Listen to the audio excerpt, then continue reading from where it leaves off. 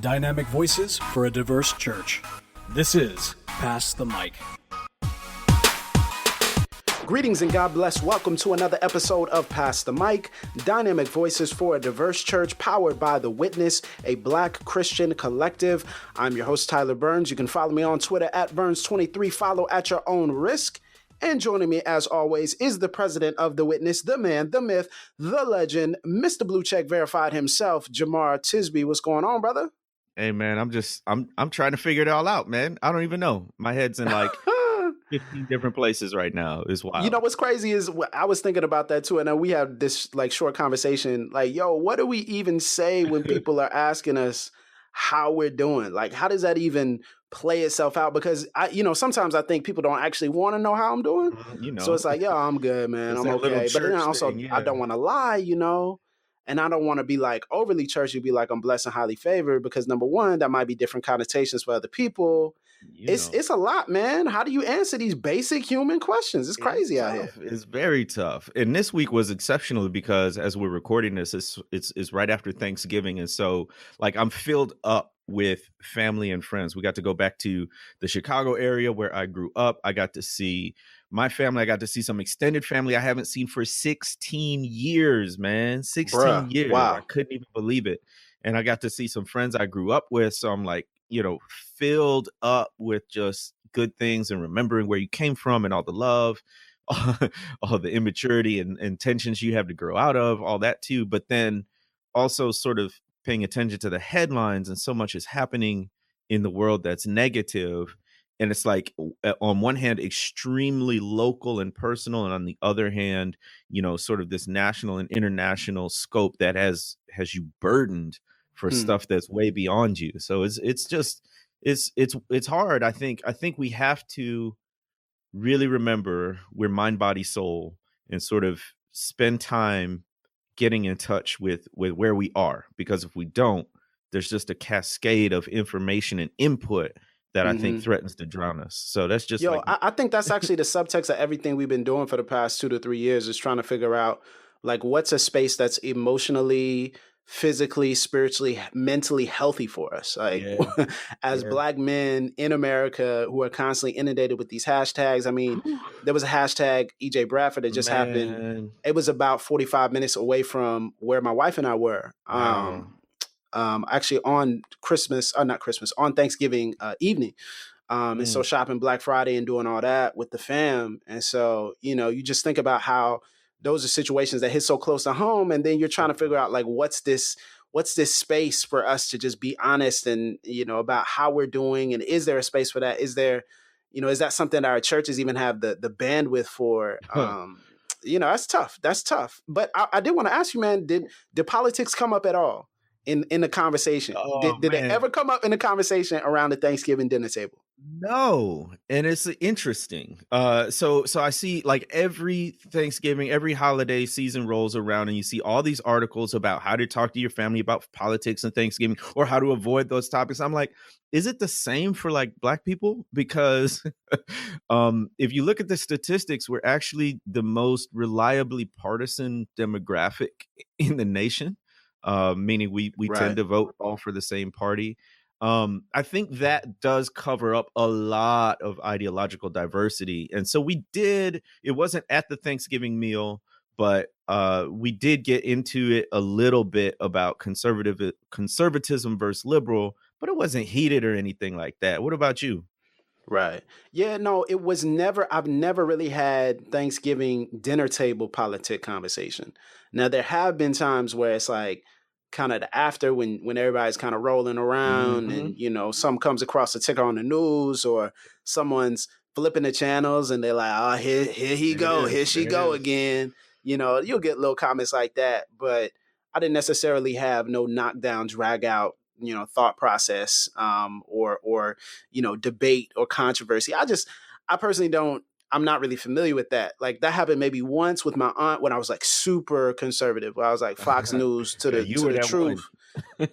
Yeah, like that one year where I was just so colonized. I was like, don't vote for Obama, never vote for him, ever, ever, ever, because of these 10 reasons, like vociferously like arguing against a candidate when I had never done that before, which was odd, and my aunt was like, yo, you okay? Like, why are you thinking like this? Anyway, and so now she kind of laughs because she's like, well, okay, see, I converted you now. So it's always funny to talk to her because she's the oldest sibling on my dad's side. And so whenever I get the opportunity to talk with her, whenever she stops by, I'm able to go to Mississippi. We always laugh about that one conversation because the whole family was just like sitting there watching us go back and forth. And they were like, yo, you should like run for some sort of political office. And I'm like, nah, man, because of this, and this. And now I'm like, bro, I didn't even know what I was talking about. Wow. Just putting words together, man. So I don't know. At the Thanksgiving dinner table itself, I'm not familiar with that. But kind of in the after time where we're just kind of resting and chilling, yeah, sometimes. But as you said, like it's not a lot we disagree on, Right. in those settings. So it's kind of like the stakes are different when you're amongst your own. Well, that's the whole thing, right? It's like I think people insultingly say that the Black community in America has been duped by, in the last 60 years or so, the Democratic Party. Yeah, like we have to like unpack even the implications, the subtext of that. Like we don't have the capacity to think intelligently on our own, and so we've just unwittingly bought a lie. We've fallen into a trap because we just don't have the intellectual cognitive nuance to see like, oh, this candidate might not be all good, like this is a weird, but I hate when people say that. Yay, come on, all the Black people, y'all vote, we got watermelons over here. Like, is that what you think? Like, that's what it feels like. That's what it feels like. Like, how can you say that for the past, however many decades, millions of Black people, to a woman, to a man, have just been hoodwinked and bamboozled by the Democratic Party? Now, this is not at all saying the Democrats have done an awesome job. Come on, y'all. Like, man, see, we shouldn't even have to say that. We shouldn't even have to say that. We should not have to say that. I know y'all want us to say that and y'all want us to have all these qualifiers. We shouldn't have to qualify ourselves when we didn't say what you think we said. We didn't say that. That's just, here's the funny thing. The funny thing I've always thought about that is even Black conservatives, whether you're Black conservatives or Black liberals, even Black conservatives use language of liberation. What? Like, so they're like, listen to this, because this is funny. They're like, oh, well, you're enslaved to the Democratic Party. You need to break free from the I'm like, wait a minute. So you agree with liberation? Like, so it's like, okay, well, this is not a concept when it comes to racism, but then it's a concept when it comes to what? Like, how does this work? Like, anyway, I could go on and on about that, but I think we're on 10 because of the midterms that just happened. Midterms just happened. And I'm going to be honest with you. I'm a political junkie, so I like to go through all the little, look at the counties and the things. Like, it's so funny how people were talking about the tightness of the Florida governor's race where I live. And I sat back and I laughed because I'm like, the Florida governor's race, the past 2 elections has been decided by 1 percentage point. Like, this is normal. That's just Florida being Florida. Yeah. Like, we're an extremely divided state because there's a northern part of the state and then there's a southern part of the state. And the southern part of the state is typically more diverse. And the northern part of the state, in a lot of places in the central part of the state, is more conservative. And it's kind of, homogenous as far as a demographic. And so, I just like doing all that stuff. And it's bad because, you kind of get invested in it. You're like, oh, man, what's going to happen? Is this going to happen? And it's not like sports, but it's covered like sports. Yeah. So it's almost like, well, he's going to shoot a 3. Like nobody can do anything at that point. Like, it's over. But it's covered in a way that's like, man, well, what will happen if this county is like, they're only 65% in and he's got a huge advantage? And I don't know. It's always very interesting. And so the theater of it, I really enjoy. But I think as I've grown older, I kind of come to this realization that the stakes are high for a lot of people. So this determines for a lot of people, their wage, or it determines whether or not, and it did for me in a previous election, whether or not I get healthcare, So I was like, oh, okay, like I should probably get healthcare. Like that would be awesome. And it's like, well, they won't cover me without like exorbitant rates because of pre-existing conditions. And so I was like, oh, so this is actually a thing.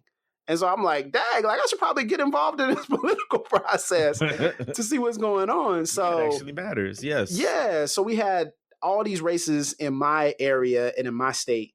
And then now you have another race that's actually going on right now in your the state where you kind of reside ish, Yeah. in Mississippi, a state that's really close to you, and a state where you spend a whole bunch of time. So, man, what is going on in this? It's a Senate race, right? Yes, it's a Senate What's going on in race. this Mississippi Senate race, man? Y'all All right. joking about lynchings. Y'all got people talking y'all. about crazy stuff. Is this funny to y'all now? Like, is this a thing? It's always been like this. So it goes back to the point we were making earlier about Black people being sort of the most solidly Democrat voting group demographic in the nation. But there's a reason for that, like a very simple reason, and it has to do with racism.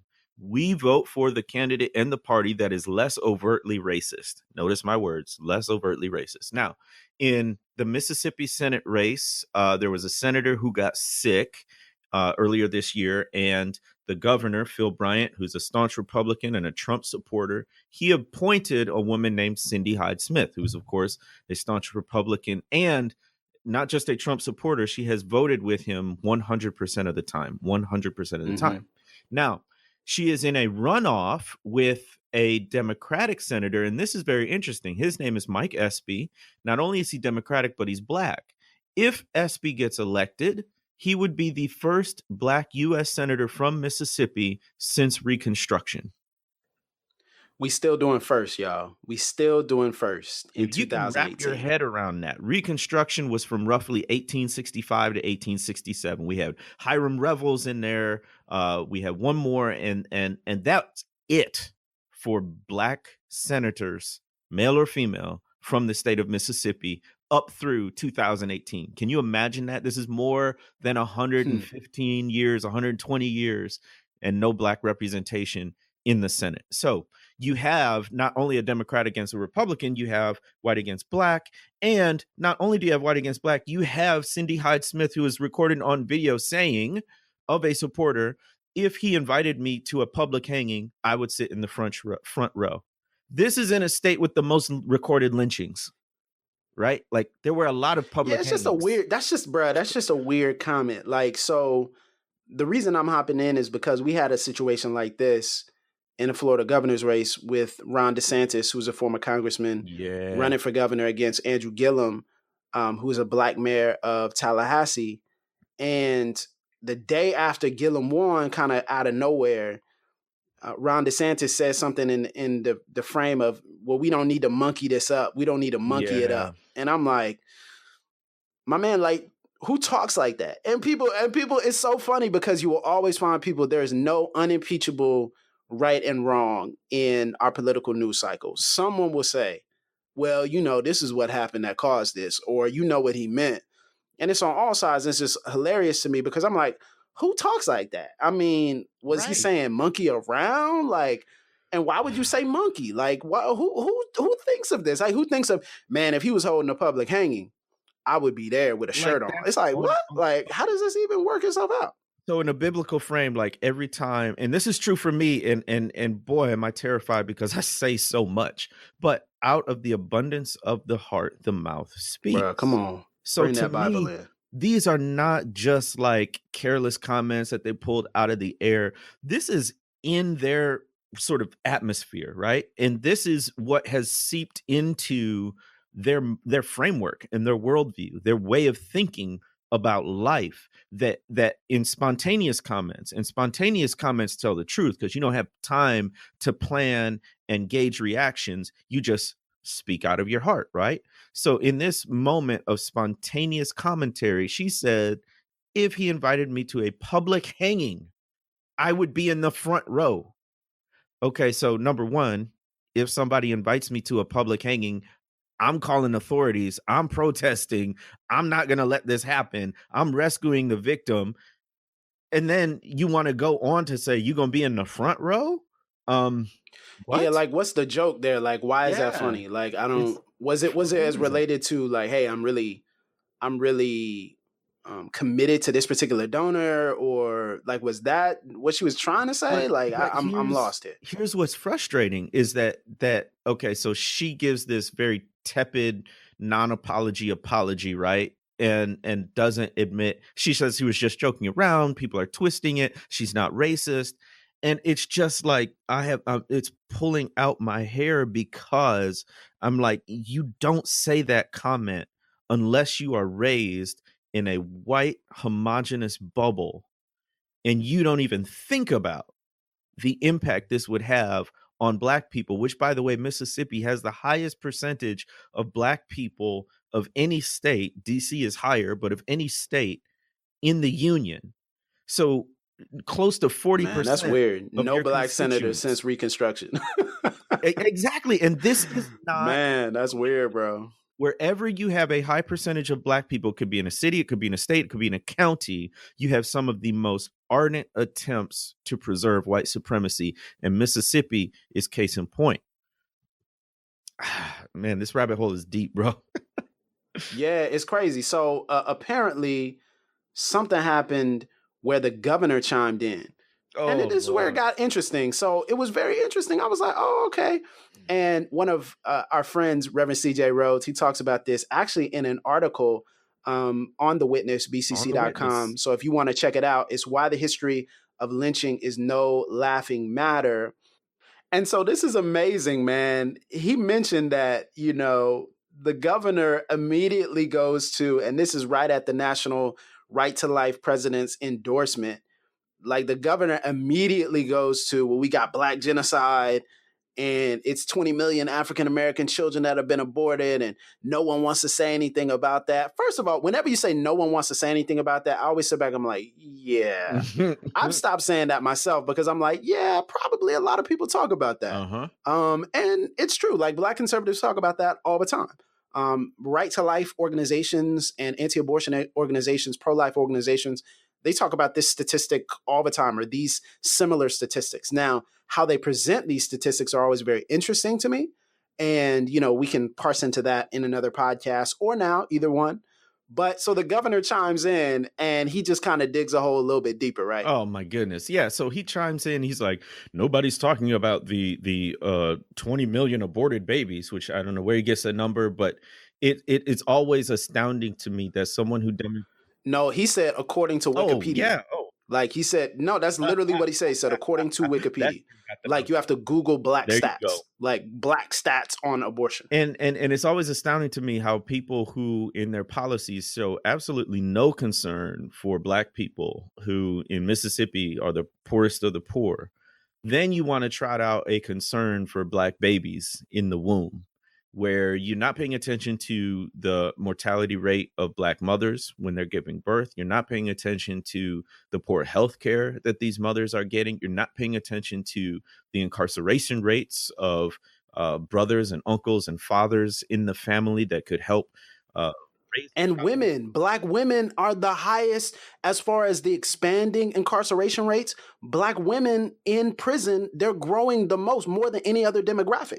Like Dominique Gilliard in his book, Rethinking Incarceration, has phenomenal work on this. That sometimes we talk about prisons and incarceration as separating children from Black fathers. But he said now we need to talk about it as separating children from Black mothers, because it's just such an epidemic and it's such an increase that we're not talking about. Anyway, go ahead. Yeah. You're absolutely right. So speak to those issues on a consistent basis, and you might have some credibility when you bring up Black babies in the womb. Otherwise, miss me with that. It's a deflection. So none of this takes away or does anything to explain or walk back Hyde Smith's comments. And not only did she say that, she was also recorded in other videos joking, saying, let's make it a little bit harder for these liberal college students to vote, which is the actual definition of voter suppression. Your opponents, they disagree with you and you want to make it more difficult for them to vote, which, by the way, there's a very long history of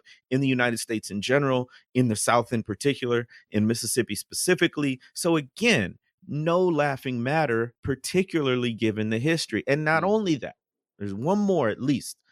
Actually, there's a whole expose that the Jackson Free Press did. Shout out to the JFP for doing some wonderful research and work on all of this, but particularly Hyde Smith's background. But there was another photo that surfaced of her in 2014 at the Jefferson Davis, quote, presidential library. Jefferson Davis, of course, was the president of the Confederacy. Yo, I didn't see this. Oh, I'm interested in this. I didn't see this. Oh, bruh, I mean, telling you the rabbit hole is deep. So she's holding a Civil War era rifle. She has a caption that says, like something like the best Mississippi history, Mississippi history as told in all its truth, something like that, right? And she's standing next to someone from the Sons of Confederate Veterans. He might have even been the president. Shout out to Bo York, our producer. He has produced an incredibly informative Which podcast y'all called should Red subscribe to Flag. right now. Like, Look, go to it iTunes or wherever you yes, listen to podcasts and subscribe to it. it's some of his best work. It's so well produced. The storytelling is rich and informative, and he quotes the guy who is pictured in the photo with Cindy Hyde Smith. And the man is basically making the point where, yeah, I know black people were brought here as slaves, but that's part of your heritage, and you should be proud of it. What? And I'm like, Hold up, what? man. Yo. I See, part of promise me you. is not even surprised anymore when I hear these comments, but I did not know about that comment. That's crazy, man. I promise you. I'm gonna get the exact quote for you. It's a man named Greg Stewart of the Sons of Confederate Veterans. He's a spokesman for them, and he said on the podcast, "If you're a black Mississippian, you can pretty much bet that you got here because your ancestors came here as slaves. That's not. First of all, you weren't the slave, and aren't any slave masters left." But the other point is you got here somehow. And instead of being ashamed of it or being mad about it, there's really a lot of pride in that. Boy, what? That's verbatim. You can look, it's Wow. episode 6 entitled 2001 on Red Flag Pod. Quote me. Wow. Bro, I'm Rather blown quote away. him. I'm blown away. So, I did not know about that quote. That is wow, you dropping this on the pod, so I'm getting like a raw reaction of things I want to say, but I'm not gonna say because I'm the Lord telling working on you, me yet through his but Holy this is Spirit. rattling around in my brain, all week. And it's Thanksgiving. You're supposed to be thankful and all this. And meanwhile, we've got a runoff election with somebody. So here's the thing. How would you parse this, Tyler? Is Cindy Hyde Smith, given her comments, given her background, is she racist? I mean, what does it matter? Like, I don't even really care. Like, yeah, in a natural, if we have to go in and do some scientific evidence on it, like, yo, if we compare the comments, but nobody talks about the spectrum that qualifies you as officially racist. Like, is it one Mm, comment? Is it two comments? Is the N-word? Is it hanging around mm, Confederate people? Is it this? Is it that? Is it joking about a public hanging? Is it, I'm like, man, I don't even, what does it matter? Like, the reality of the matter is she has no thought for the comments that she makes as it relates to people of color. And so that should mm, alarm people. Whether or not she's classified as a racist by a strict definition is inconsequential.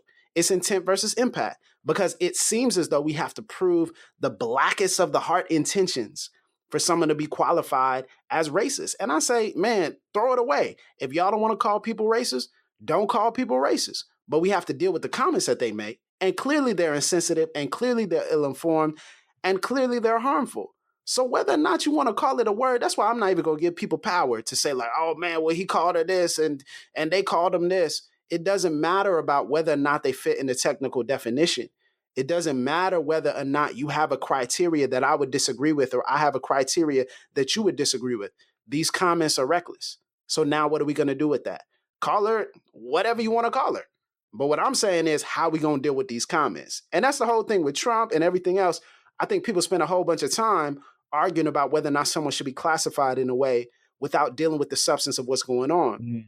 And I understand from a media perspective, there's power in naming things. So there's power in naming it. But what I found is people are reflexively opposed to entering into a conversation in any way, shape, or form when that word is used. Oh, well, throw the word away. You still going to have to deal with everything. That's good. That's good. I read an op-ed again from the Jackson Free Press by a guy named Fred Rand, who grew up in a very similar way as Cindy Hyde Smith. Now, one of the things that came out through this investigative reporting is that she went to a white segregation academy, and there's a whole lot to unpack there. What blew me away was the amount of people responding on social media who were surprised that there were such things as white segregation academies, or that they All were over the so country. common all over the country. Not just in the Come South, on. like everywhere. Like, come on, y'all. Like, if we Yes. talk about Congress in and of itself, we want to walk through Congress. I mean, come on, man. You're going to Watch find a out. lot of things that surprise you.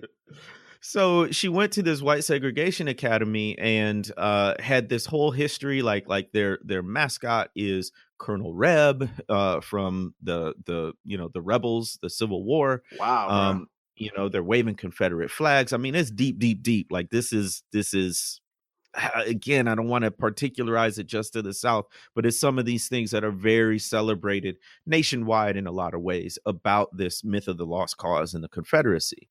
But anyway, there was an op-ed in the Jackson Free Press by a guy named Fred Rand who came from a very similar background. He had an awakening, if you will, and realized his sort of culture of white privilege that he had grown up in.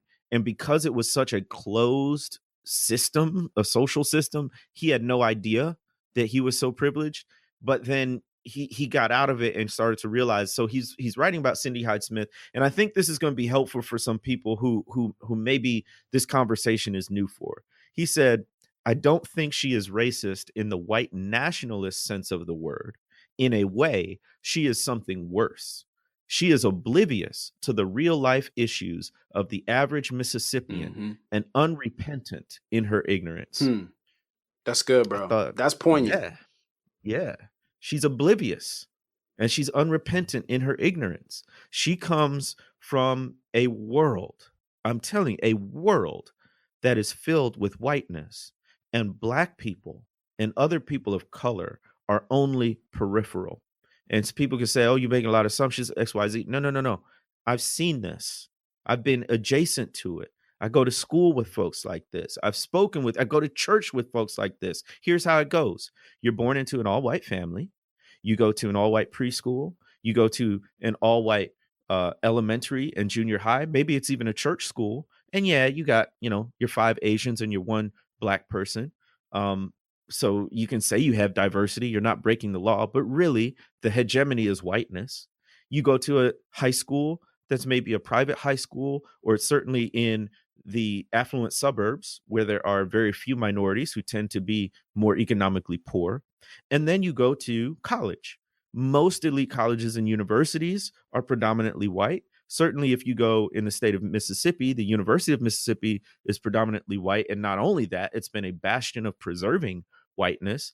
And then you come back to a world of eliteness where you're a lawyer or a professional of some sense, and most of your peers remain white, and you marry white, and you have white kids, and you send them to white schools, and on and on and on it goes. And when in that cycle would you ever get interrupted to learn that Black people live in a world that's almost completely different from yours? And that's Cindy Hyde Smith. And that is who Mississippians are going to vote to represent a state that is almost 40% Black. And I'm like, no, non-starter. You can't do that. And here's the thing. I'm not asking Republicans to be Democrats. I don't, that's not the point. The point is you cannot, particularly as a Christian, stand up and say you support a candidate who has so blatantly demonstrated a disregard and an ignorance of racial issues to the harm and detriment of Black people. Okay, so look, no, you can do that. But if you do that, don't say you're for racial reconciliation. Don't say you're for diversity. Don't say you're for racial progress. You can, again, I'm not saying don't be Republican. I'm just saying get a candidate who's at least better at hiding their racism or their racial ignorance. Better yet, get a candidate whose policies you agree with, but also respects the human dignity of Black people and other people of color. Like, can we do that? Yeah, so I think that's the very base level request. Like, if there is a possibility that people are misconstruing what we're saying, it's not that you would think like we think, but the reality of the matter is, can you maintain your core convictions politically and some of the issues that you feel very strongly about politically that you may feel are expressions of theology, or you may feel affect your local community, or are just personal things that you feel that America should be doing? Okay, fine. Do you? Whatever. I mean, that's people who are white, that's people who are Black, there's people of all ethnicities. I get it.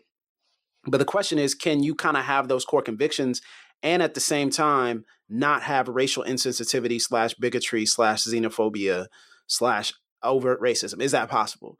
And one of the difficult things for me as we talk about the voting booth is how people sometimes kind of reduce and flatten out the complexity of voting for one candidate or voting for one party over another.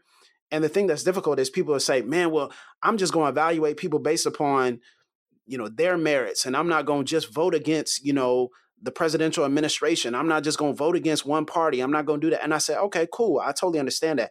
But see, when I looked up the convictions and the stances and the core values for all the candidates that I voted for, that I voted in elections that included, all of the Republican candidates said they backed Trump and said they supported him. So I'm like, okay, well, listen, I get it. They might have different stances and they might have different things that won't be affected by the presidential administration, but it was their choice to tie their candidacy to him. So I'm like, now what do I do? Because I can't just sit here and ignore that they're tying their entire candidacy to him. Like, do you want me to look the other way? So in a sense, when people like judge people by their own merits, judge them by, I'm like, yeah, sure, I get you. But at the same time, why are they choosing to tether themselves to a national platform, which we would say in the most charitable sense has been comfortable with cruelty? In the most charitable way we can say it, has been comfortable with being extremely cruel to people who are marginalized. So what am I supposed to do with that? And I think that's the question is, how are we thinking through the implications of xenophobia, bigotry, racism as it relates to our political process? Because what I think is happening is a slow desensitizing on certain sides of the political aisle with those negative and, I'll just say it, deplorable thought processes. And if you don't think they're deplorable, I don't know what to tell you. But the reality of the matter is, I think it's a desensitization that's happening right now, especially amongst Christians, because we're digging our heels in rather than taking an introspective look and saying, hey, if you expose my ignorance, that's a grace to me. That's a gift to me, because now I can take a step back and I can examine what you're saying. And maybe I find out I was wrong all along. Maybe I find out a blind spot that I wasn't aware of, but it can't happen if we're not open to that. It takes a great deal of humility, is what I hear you're saying, because we have to have the humility to be corrected, even in our very strongly held beliefs and opinions. And make no mistake, for people across the political spectrum, politics has replaced religion as something they worship. And so we have to actually pay attention to the way that politics in general has become idolatrous among many Christians. But that is also not to take away from the fact that the stakes are high in politics. So for me, somebody who has lived in Mississippi, somebody who goes to school at the University of Mississippi, somebody who cares a great deal about politics and how policy affects whom Jesus would call the least of these, the poor, the marginalized, the prisoner. The stakes are extremely high. And for someone like this, in Ron DeSantis in Florida, Cindy Hyde Smith in Mississippi, the president, to speak racially insensitive, ignorant, and straight up racist comments and then be unrepentant about it, deflect and change the topic and try to turn around the accusation, to me, communicates some very real and present danger.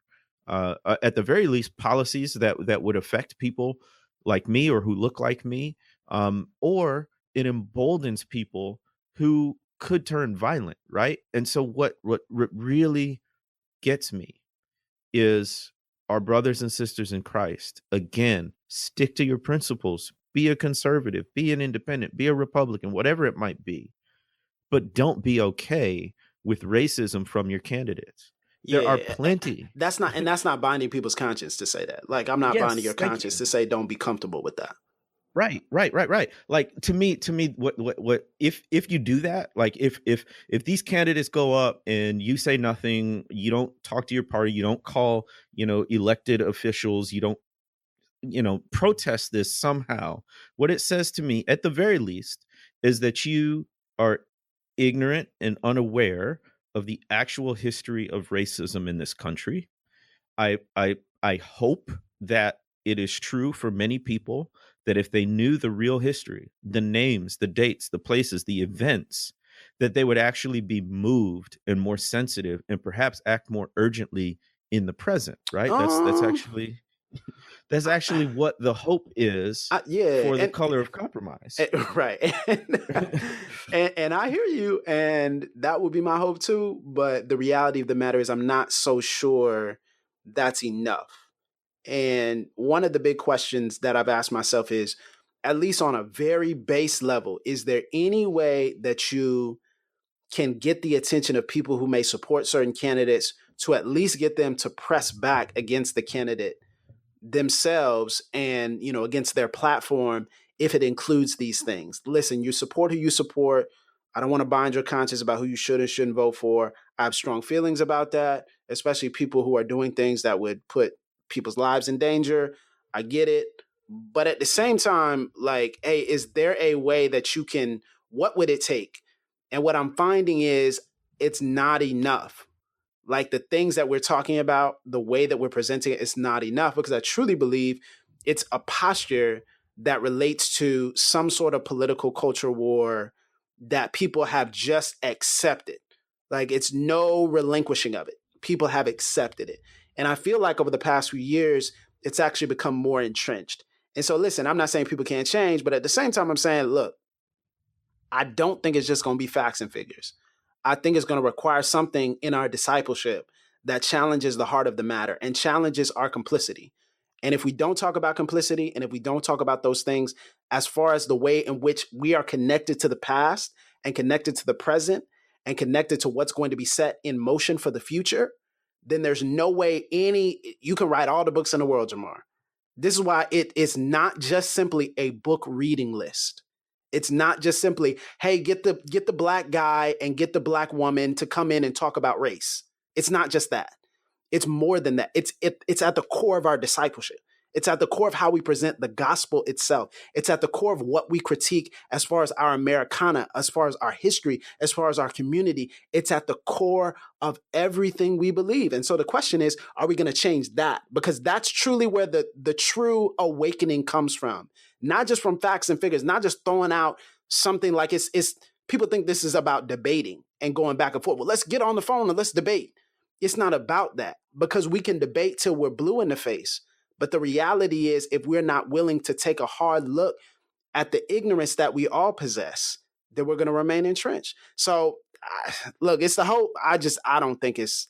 I understand that messes with the historian's mind. I understand. No, I get it, because the historian is saying, "Come on," but the pastor in me is saying, "Listen, man, people they have these idols, and to quote Calvin, the hearts are idol making factories, and I believe that. And a nod to my reform folks, I believe it. So I'm just saying, I don't know if it's just going to be facts and figures, Jemar. I mean, look, you're talking to a guy who goes coast to coast talking to white Christians about racism. And in the last year or so, in various venues, here's what I've said. I said, I'm convinced, like, people ask me, well, what do we do about how do we change minds? And particularly the how do you change minds part. And I said, I'm convinced that you can stack facts and figures up to the ceiling. You can marshal the most airtight case you want, but it's not going to make a difference, because at the end of the day, this is a spiritual issue. It is a spiritual blindness. It is a hard-heartedness that Jesus Christ himself has to remove a heart of stone and give people hearts of flesh. I'm also convinced that in certain cases, for people who won't change their minds, for people who cling so tightly to a particular narrative that pushes black pain to the side, minimizes it, or denies it outright, that it's actually maybe a question of salvation. Now, I don't get to make that call. I am saying that you'll know a tree by its fruit. And if the fruit is continued indifference to one's neighbor, particularly one's black neighbor, given the history of this country, at a certain point, you got to ask, well, what gospel have they believed? Or have they believed the gospel? So in that sense, it's far, far, far beyond an intellectual issue. It's far, far, far beyond reading books. Now, my framework is the ARC model, acronym: awareness, relationships, commitment. So awareness, which is information, is part of the story, but it's not the whole story.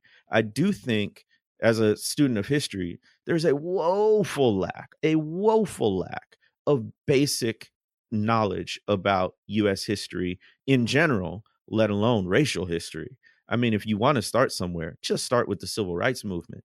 Because if all you know is Martin Luther King and Rosa Parks and 1955 in the bus boycott and 1963 in the I Have a Dream speech, then even one of the most sort of historically analyzed, even overanalyzed periods in history, you're weak on it. So there's a lot we can do to inform ourselves, but that's not all. We have to have relationships with people who are different. Now, that's typically where a lot of folks, particularly white evangelicals, like to stop. Hey, let's go grab coffee, let's get a lunch, or let's have them over for dinner. Actually, all those things are good, but they're necessary, but they're not sufficient. Then you also have to have commitment. You have to think more less in terms of a program and more in terms of a posture of justice. What that means is it's not going to be this one-time thing or even the short-term thing. It's going to be an ongoing process where you have committed yourself to dismantling the structural and institutional ways that racism plays itself out to the advantage of white people and to the disadvantage of people of color, specifically African Americans.